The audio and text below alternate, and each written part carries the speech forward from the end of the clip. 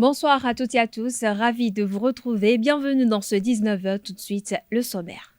La présidente du parti Union démocratique pour un Bénin nouveau UDBN, Claudine Afiavi-Prudencio, a annoncé la participation de son parti politique aux élections législatives de 2023. Des précisions dans cette édition.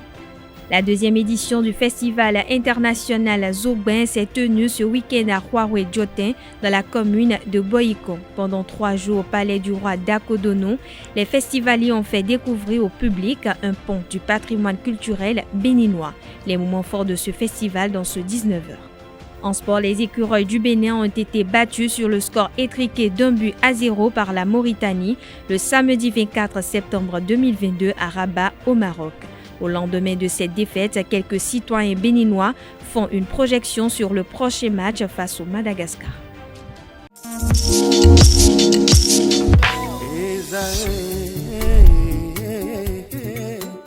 Bonne nouvelle pour la rentrée académique 2022-2023, l'École supérieure d'administration, d'économie, de journalisme et des métiers de l'audiovisuel ESAE vous ouvre les portes de ses différents sites. À Gbedjomende, à Bomé-Calavi, à Kpakpa et même à Parakou, l'université ESAE vous offre des bons d'études et des demi-bourses dans toutes ses filières en licence 1, 2 et 3. Et pour les 100 premières inscriptions en master 1 et 2, bénéficiez des demi-bourses. Nouveaux bacheliers, vous avez au moins la mention assez bien. Inscrivez-vous vite à ESAE et bénéficiez d'un bon de 50 000 francs CFA. Étudiants, étudiantes et nouveaux bacheliers, payez 200 000 francs CFA en sciences de gestion, sciences économiques, sciences juridiques et en administration des affaires en licence 1, 2 et 3 et 500 000 francs CFA en master 1 et 2, 250 000 francs CFA en administration générale, administration des finances, journalisme et métiers de l'audiovisuel en licence 1, 2 et 3 et 600 000 francs CFA en master 1 et 2. Alors, inscrivez-vous vite et profitez des offres exceptionnelles mais également d'un enseignement de qualité à l'université d'excellence ESAE. Infoline 90 93 65 21 ou le 98 98 14 00. ESAE, l'excellence a un nom.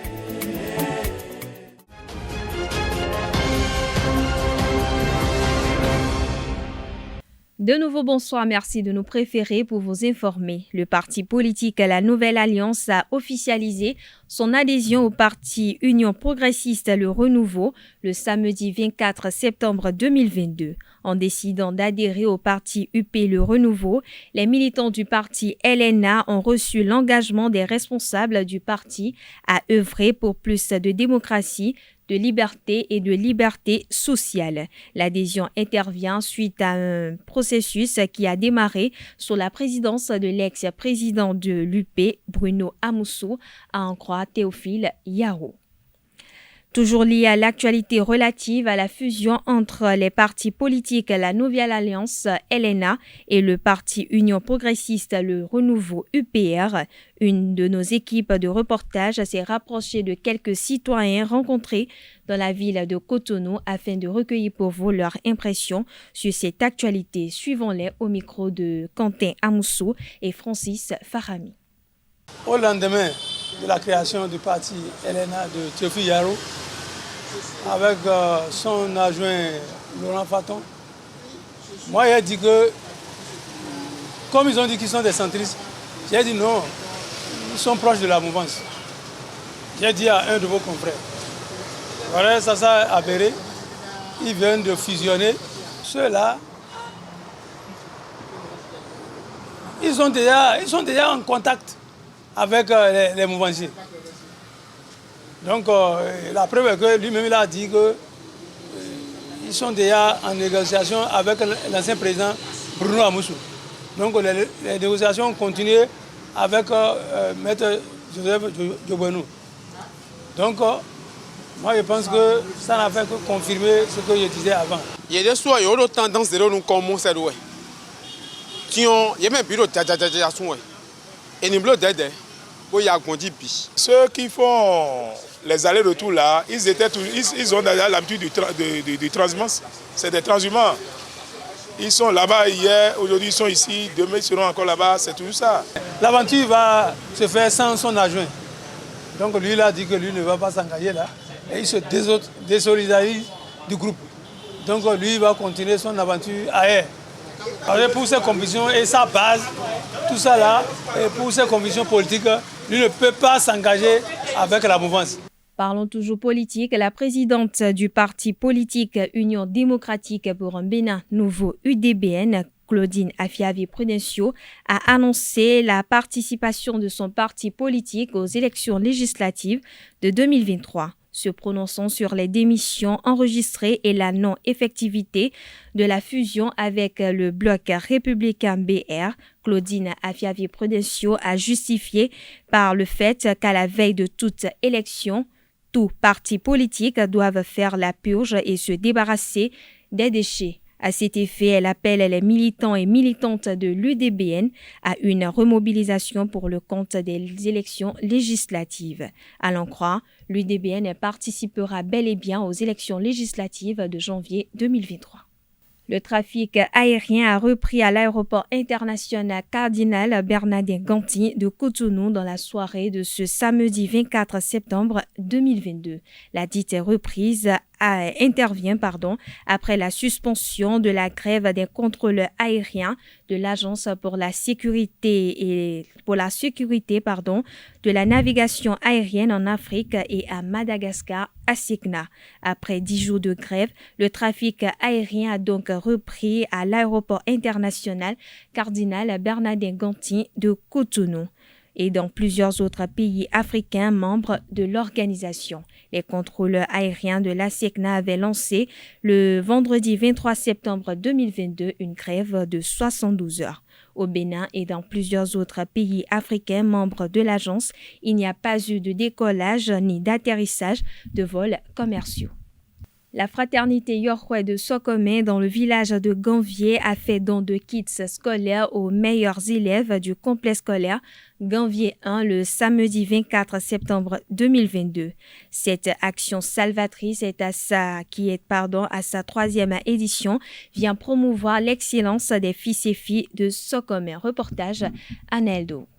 Primer et encourager l'excellence, c'est ce qui a poussé les fils et filles de Ganvié de la fraternité Yorkwe de Sokome à honorer les meilleurs élèves du CEP, BEPC et BAC du complexe scolaire Ganvié 1. À sa troisième édition, cette initiative d'octroi de fournitures scolaires aux meilleurs élèves et de cadeaux aux enseignants vient donner une bouffée d'oxygène au développement de Ganvié 1. Le président de la fraternité Yorkwe de Sokome, Martin Toti, heureux, a rappelé les motivations de cette initiative et a invité les natifs de Ganvié 1 à rejoindre les rangs. L'école, voie indiscutable, préparatrice d'un avenir meilleur, porte d'instruction, d'apprentissage, pouvant donner des débouchés dans la vie active, est hypothéquée à Sokome en particulier, à voir le faible taux d'inscription à chaque rentrée. Malgré les sensibilisations, le taux élevé de déscolarisation et d'échec aux examens autrefois.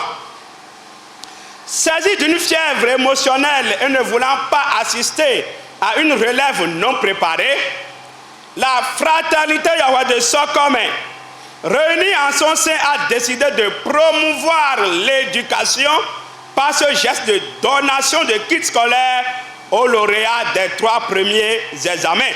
J'aimerais lancer un appel vibrant et retentissant à tous les Yorkwevis de se joindre à nous afin de relever ce défi que nous nous sommes fixés.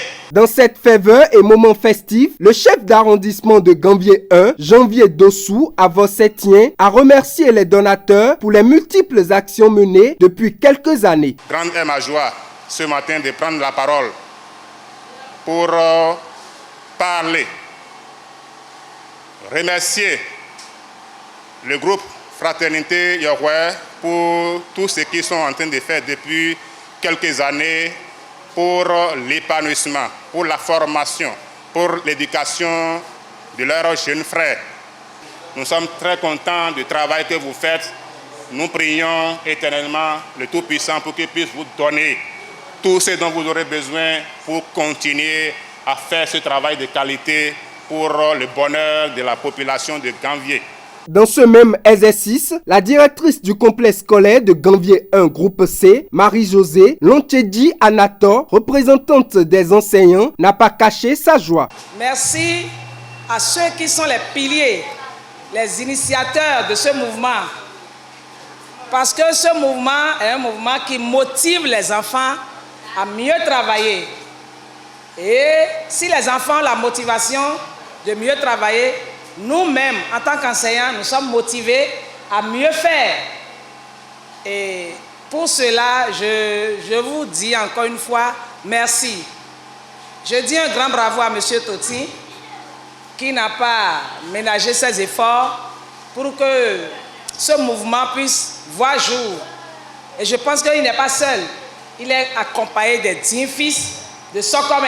Les bénéficiaires de ces différents prix ne sont pas restés en marge des remerciements qu'ils accompagnent des promesses. Le comité de la fraternité Yahweh, en collaboration avec les membres, ont organisé gratuitement les séances de travaux du GTD au profit de tous les écoliers du complexe scolaire de Ganvié 1. Cette action ajoutée aux efforts des enseignements du complexe a occasionné l'amélioration des résultats de cette dernière session du CP. Ainsi, nous avons dans notre complexe, au groupe A 100%, au groupe B 99% et au groupe C 100%. Nous prenons devant vous cet engagement solennel en vous annonçant que la lutte continue. Nous ne laisserons jamais les bras afin de donner à nos jeunes frères de très bons exemples. Les fils et filles de Ganvié 1, à travers cette initiative et prix reçus, entendent continuer davantage pour la promotion de Ganvié 1. La fraternité Yahweh est un regroupement des fils et filles de Sokome de Ganvié qui œuvrent pour le développement de leur localité. Cette fraternité apporte son soutien aux populations dans plusieurs domaines. Le président de la fraternité, Martin Totin, nous apprend un peu plus. Il est au micro de Anaël Dou. La fraternité Yahweh est venue suite à des conditions et à des situations qui ne nous permettent pas de se sentir à la hauteur de ce que nous attendons de nous-mêmes. Nous avons constaté qu'à Ganvié, peu de personnes vont à l'école. Et parmi ces peu de personnes, à la longue, on ne retrouve pratiquement personne. Du coup, nous avons décidé alors de nous revoir, de nous voir, nous qui avions été à l'école, nous qui avions un peu étudié. On s'est retrouvés un jour pour dire, mais qu'est-ce que nous pouvons faire pour notre cher village, pour notre contrée? C'est comme ça que nous avons décidé alors de nous mettre en amas ensemble pour pouvoir agir dans 4 domaines d'activité, dont l'éducation, la santé, le sport et les loisirs et l'état civil. Nous avons un bureau, nous avons aussi un comité exécutif qui fait le bureau et quelques sages, le président d'honneur et le parrain.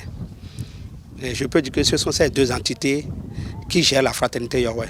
Mais comment nous fonctionnons? Nous fonctionnons à base de notre propre force. C'est-à-dire quoi? Nous qui sommes dans la fraternité, nous cotisons de notre propre poche. Nous sommes fixés une cotisation mensuelle.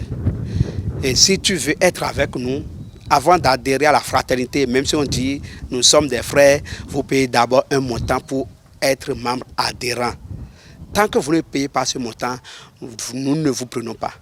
Et une fois que vous êtes dedans, après avoir payé votre cotisation et vous adhérez, vous êtes obligé de payer notre cotisation mensuelle, puisque nous vivons de ça.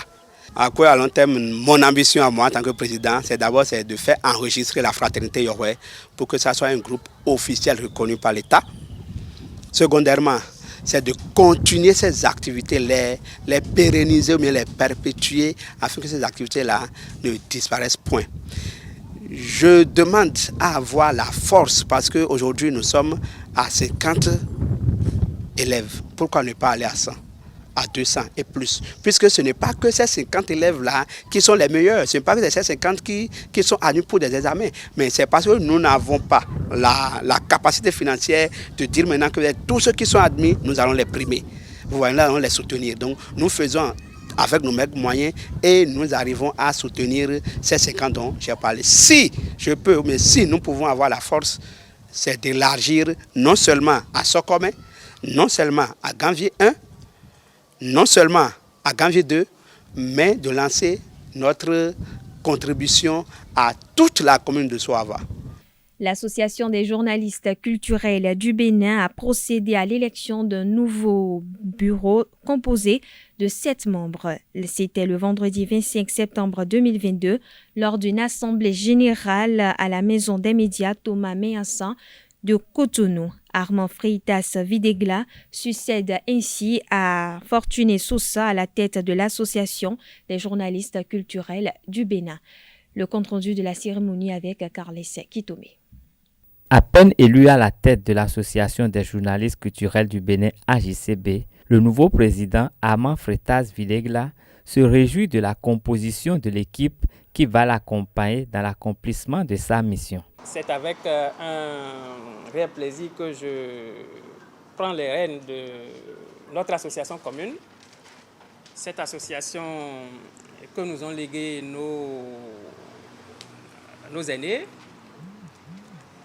Et je crois même qu'elle fait partie même des plus vieilles associations de notre métier.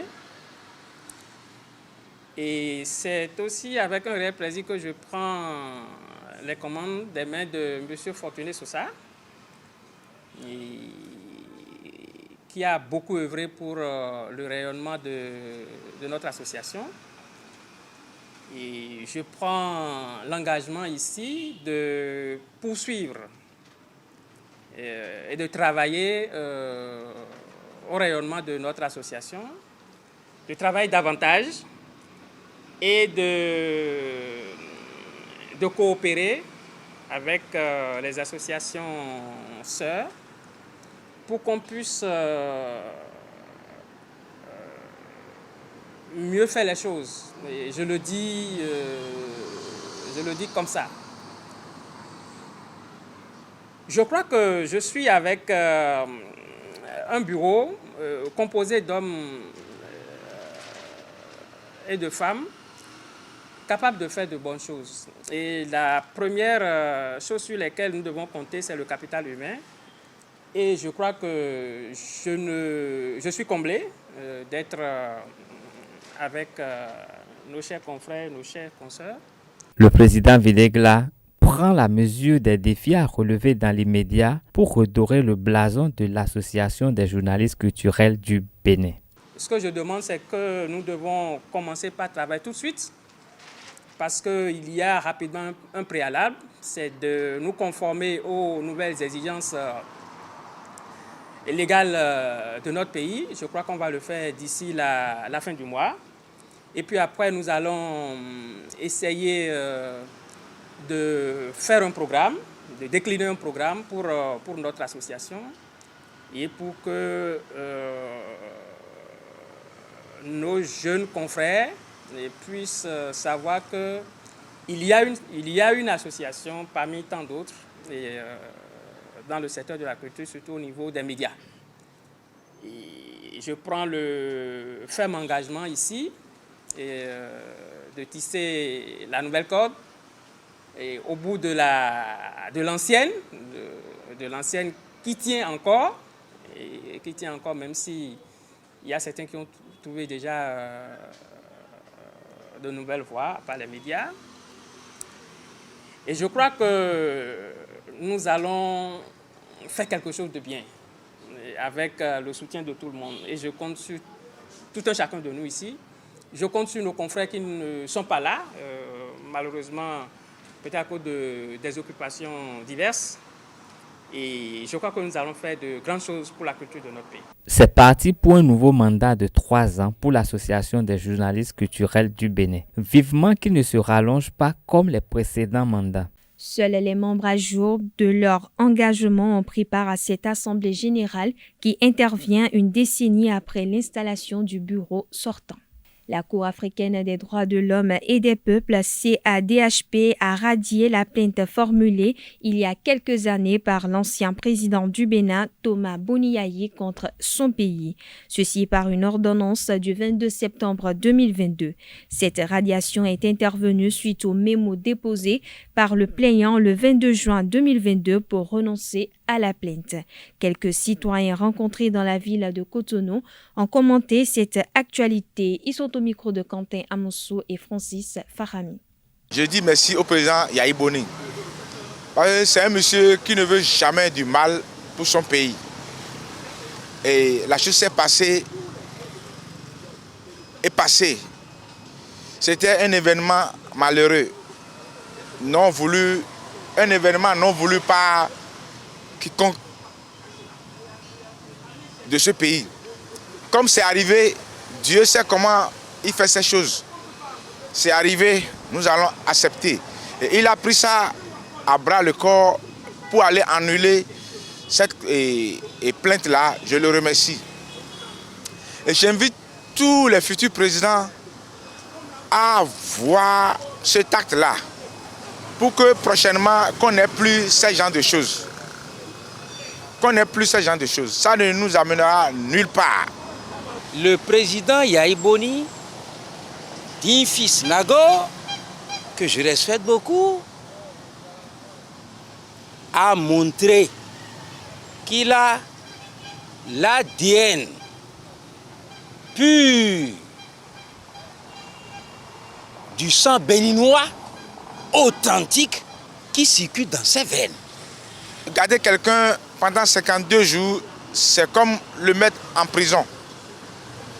Et qui est encore un ancien président, c'est comme on l'a mis en prison. Vous voyez, non? Donc, il s'est fâché. Il a déposé une plainte. C'est de plein droit. Il a retiré. Au nom de la paix, que tous nous prônons, matin, midi, soir, pour ne quand même rien faire, il faut que quelqu'un donne un exemple. Si l'ancien président Yahi Boni, qui a dirigé ce pays 10 ans, aimant encore ce pays-là, hier qu'il a convoqué à la Cour des droits de l'homme de la CEDEAO, se permet le lieu de retirer, on ne peut qu'applaudir. Mais une question est de dire, il fallait peut-être laisser la justice faire son travail. Puisque ceux qui sont au pouvoir aujourd'hui prônent à ce que la justice fasse son travail.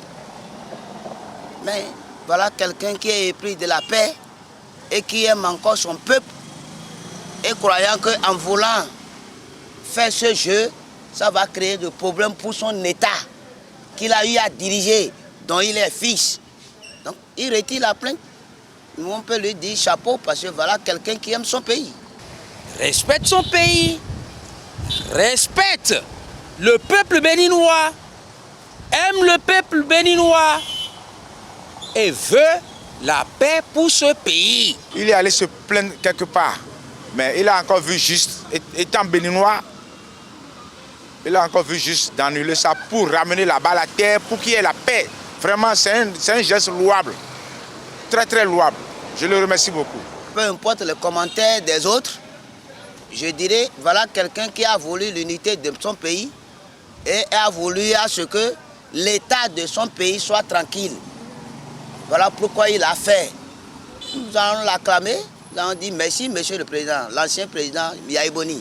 Alors si l'ancien président, dans sa sagesse, c'est ce que nous appelons sage. Quand on parle de sagesse, c'est ça la sagesse. On dit en fond, quand il a regardé le devant, il dit, à quoi bon de... C'est simple que bonjour, monsieur. Et je dis, c'est une leçon pour les autres. Mais Yahi Boni, que Dieu le bénisse, que Dieu lui donne la longévité. Bénis tous ses progénitures. Le réseau des supporters de Coton Sport, RESCO, a lancé le samedi dernier le projet EA School à travers la distribution des centaines de kits scolaires aux écoliers démunis de Cotonou. Cette initiative qui vise à promouvoir l'éducation des enfants et l'épanouissement de la jeunesse. Le lancement officiel a eu lieu au centre communautaire EA sous les regards de Lionel Talon, président de Coton Sport Bénin. Le réseau des supporters de Coton Sport, RESCO, apporte le sourire aux écoliers démunis de Cotonou. Samedi 24 septembre 2022, Julien Kadia, son président, et ses mandants ont distribué des centaines de kits scolaires aux enfants lors du lancement officiel du projet EA School au centre communautaire EA. C'est inscrit dans le volet social du programme d'action des réseaux des supporters de Coton Sport Bénin. Donc le EA School, c'est une cérémonie de don de kits scolaires aux enfants démunis, qui n'ont pas pu débuter la rentrée dans les meilleures conditions. Donc EA School, c'est un appui aux parents pour pouvoir aider les enfants à bien commencer la rentrée scolaire. En tout, nous avons doté plus de 500 enfants, plus de 500 enfants dans tous les arrondissements du Bénin. On a choisi Cotonou pour faire le lancement de l'événement. Après, il y aura d'autres villes comme Ouida, naturellement, Porte-Novo, Abomey, Parakou, ainsi de suite. Le président du RESCO invite les bénéficiaires à faire un bon usage des fournitures mises à leur disposition.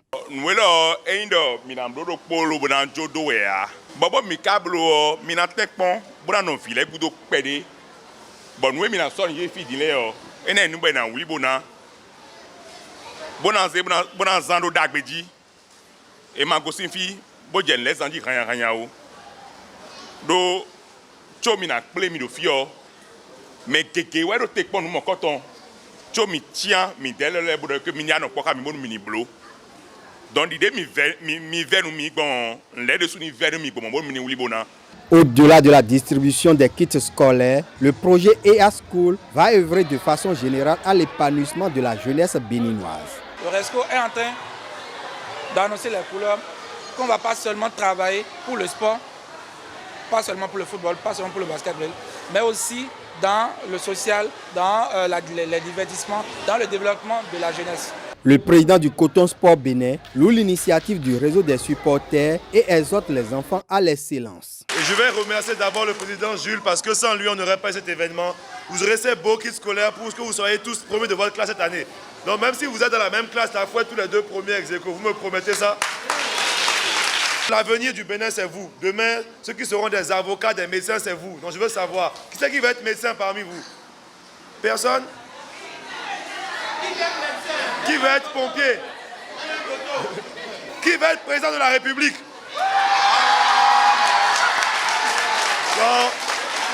En tout cas, tous vos rêves là, ça va s'accomplir. Vous n'avez qu'à travailler sérieusement. Prenez soin de cet équipement-là. Soyez sérieux à l'école, écoutez vos parents, écoutez les professeurs. Et si vous voulez, tout ce que vous voulez faire, vous allez réussir. Ça, c'est en vous. Vous êtes tous beaux, tous intelligents, croyez en vous et vous allez réussir. Le lancement du projet EA School ouvre la saison des activités du nouveau bureau directeur du réseau des supporters de Coton Sport, élu le 28 août dernier. La deuxième édition du Festival international Zogben s'est tenue ce week-end à Huawei Jotin dans la commune de Boyikon.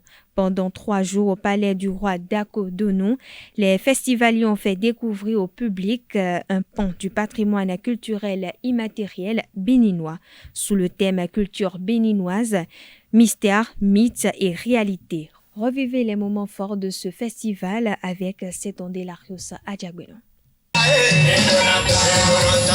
Zogben, le festival international de valorisation du patrimoine culturel immatériel béninois, s'installe au palais du roi Dako Donou à Huawei Jotin pour le compte de la 2e édition. Ce choix, au fait, était un choix naturel parce que à l'entame, l'édition qui se passe aujourd'hui devait se passer à Reims. À cette rencontre annuelle, les Béninois sont appelés à faire valoir la richesse de leur culture dans toute sa dimension. Le Festival international Zogben a pour vocation de permettre à chaque Béninois, où qu'il se trouve, et à chaque Béninoise bien sûr, où qu'elle se trouve sur la terre, de s'approprier de ce qui lui appartient. Et la première chose qui nous appartient, qui est notre héritage, qui est notre identité, est notre culture. Parce que c'est de cette culture que nous avons notre tradition. Et si nous continuons à renier notre culture, nous n'arriverons jamais nulle part. Pour cela, le comité d'organisation a sollicité la troupe Tonacé du Bénin afin de replonger les festivaliers dans quelques rythmes et danses endogènes.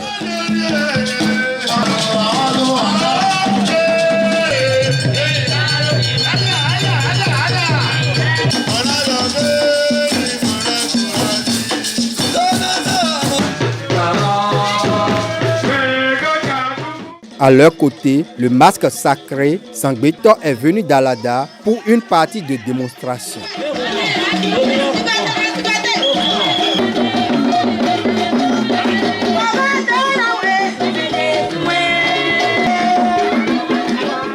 Les papilles gustatives ont été mises à l'épreuve avec la découverte de quelques mets traditionnels. Du roi d'Akoudou, la vénérable reine-mère, et donc ça c'est dedans.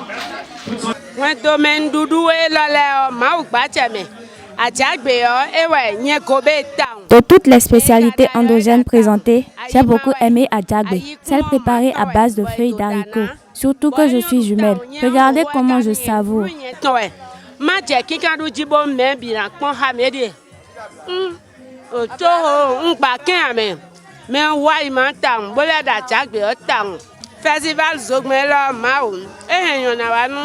Le festival Zogben projette de la lumière sur Wawe Wassaro.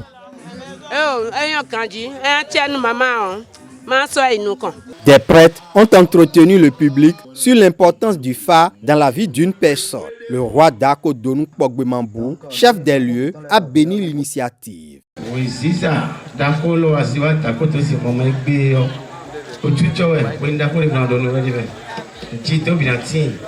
Ce noble événement que tu réalises ici au palais de Dako Donou va prospérer. Ce festival va se révéler à la face du monde entier. Tu seras comblé au-dessus de tes espérances. Tous ceux qui ont effectué le déplacement seront également comblés.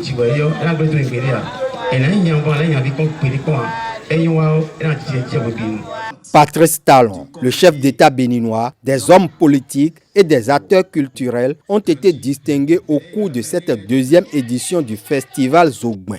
J'ai voulu simplement venir soutenir une camarade qui fait un festival depuis des années. Et c'est la première édition après son adhésion au Parti Nouvel Bénin. Et nous, membres du bureau politique, en tournée dans la 24e circonscription de la Montée que nous allons passer ici à soutenir. Et puis on a une distinction, ça me va droit au cœur. Quand on parle du festival Zogben, nous avons compris que c'est un grand festival et c'est à nous de lui donner toute la valeur nécessaire avant qu'elle ne porte vraiment son nom. Aujourd'hui maintenant, vous allez constater que beaucoup de gens ont découvert le palais Dako. Beaucoup ne savaient même pas, il y a des gens qui sont à Boycon, à Boumé, qui ne savent même pas que le palais est dans ce bel état. Après 3 jours de spectacle et de découverte du patrimoine culturel immatériel du Bénin, le rideau est tombé sur la deuxième édition du Festival international Zogben. Le comité d'organisation annonce la tenue de l'acte 3 au-delà des frontières béninoises.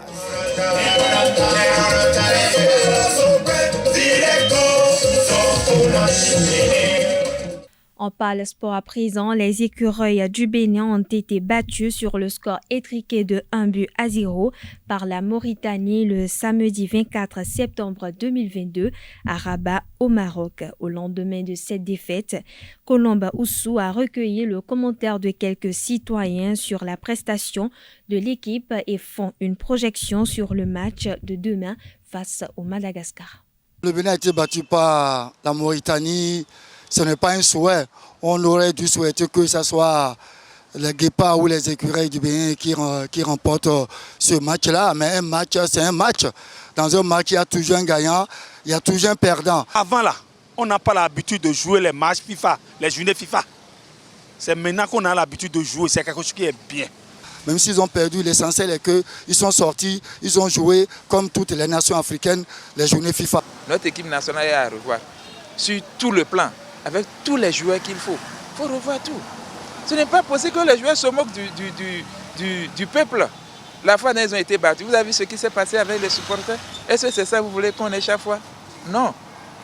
Qu'on retrouve, qu'on refasse et qu'on fasse tout pour qu'on ait de très bons jeux. On connaît le Bénin en football plus que la Mauritanie. Voilà, la Mauritanie nous a humiliés, nous a battus. 27e minute, relance du portier à la guerre. C'est vrai, Césaillon a joué. Césaillon a 38 ans.